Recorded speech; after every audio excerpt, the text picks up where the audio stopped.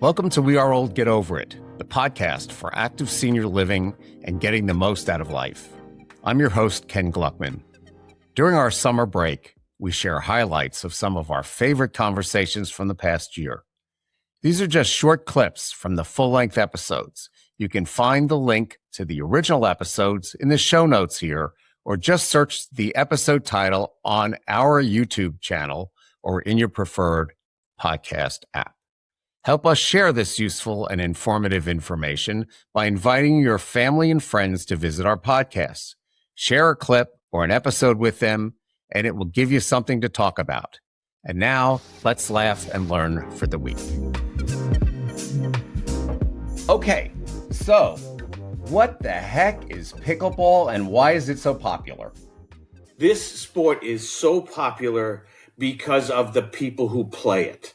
You would be amazed at the social aspect. You could be a complete stranger when you walk in, and you will be friends with more than a handful of people that want to play pickleball with you. Pickleball is a really easy sport to understand because we play on such a small court. It's only 44 feet long by 20 feet wide, and it's a paddle-based sport. And you play with a ball roughly the size of a wiffle ball that has anywhere from 28 to 36, 38 holes in it. And the design of the game is to use the court to your advantage to move up to what we call, the dirty word is the kitchen, the non-volley zone. And one team serves, another team receives, and it's a mixture between tennis, badminton, and ping pong. So you're seeing a lot of people, and I'm saying of all age ranges, play this sport. Okay, my first question is, how did it get the name pickleball, and why? And how did it get the name kitchen? And explain what the kitchen is. So the version I learned of the name, and came from Jennifer LaCour. She's a Hall of Fame member, and she wrote a book on the history of pickleball. She was one of our training instructors a couple years back. And she explained from the family she heard as they were looking for something to do with the kids during the summertime out in Washington State. They used a badminton court, lowered the net, handmade paddles for the kids to play. And the dog would always take the ball. And the dog's name was Pickle. And as the ball, where's the ball? Pickleball. Everyone was, Pickle has the ball. And that's where I understand the name pickleball for the sport came from.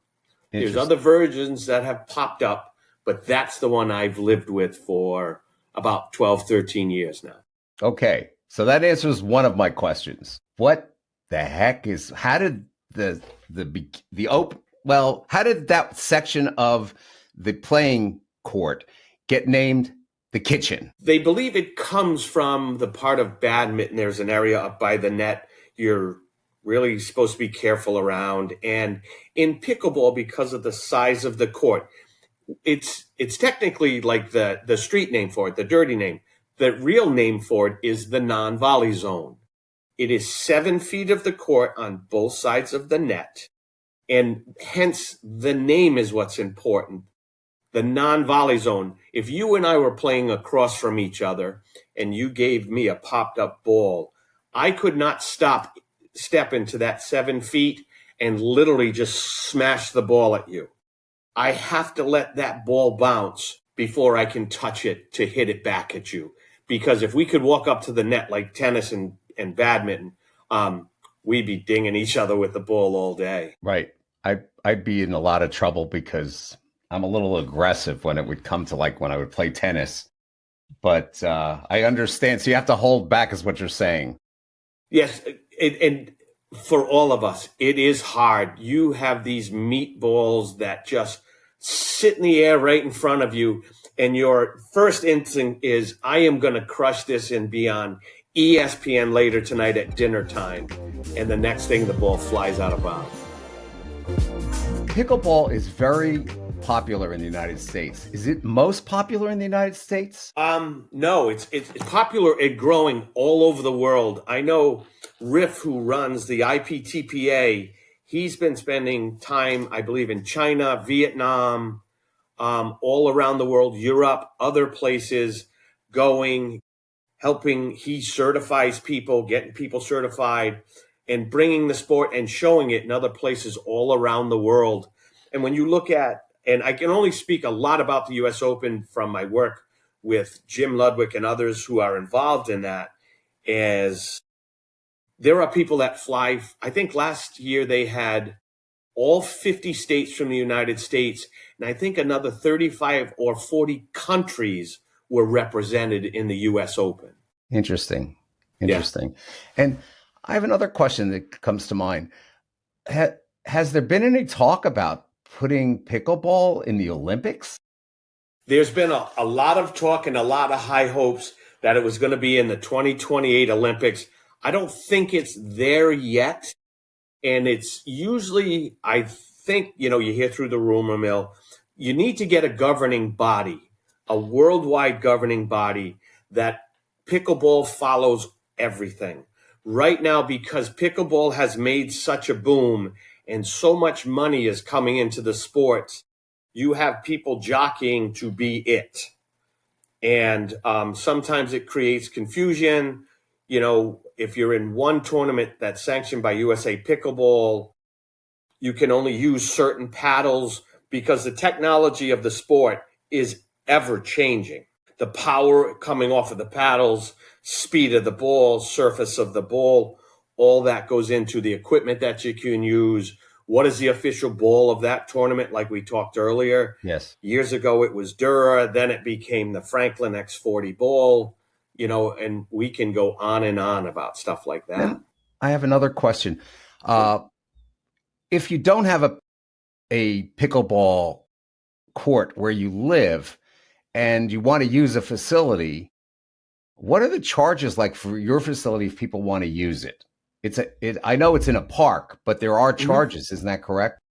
Yes, because our organization, the National Pickleball Center, if you want to come, you and I were down there for a day. You and I weren't members. We would go down, go to the pro shop, or one of the court monitors or someone would direct us in that location.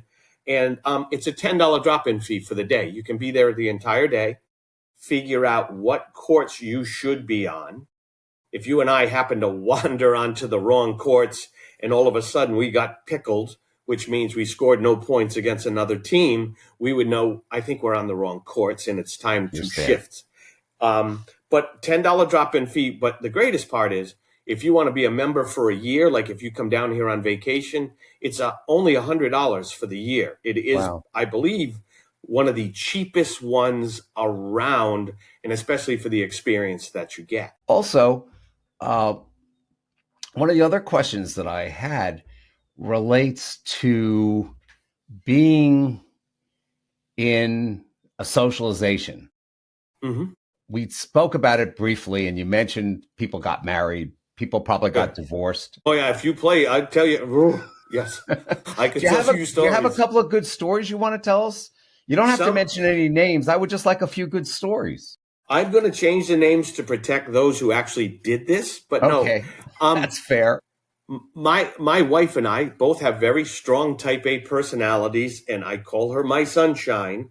And it took us a little while to get used to playing together because we both were hungry to hit the ball.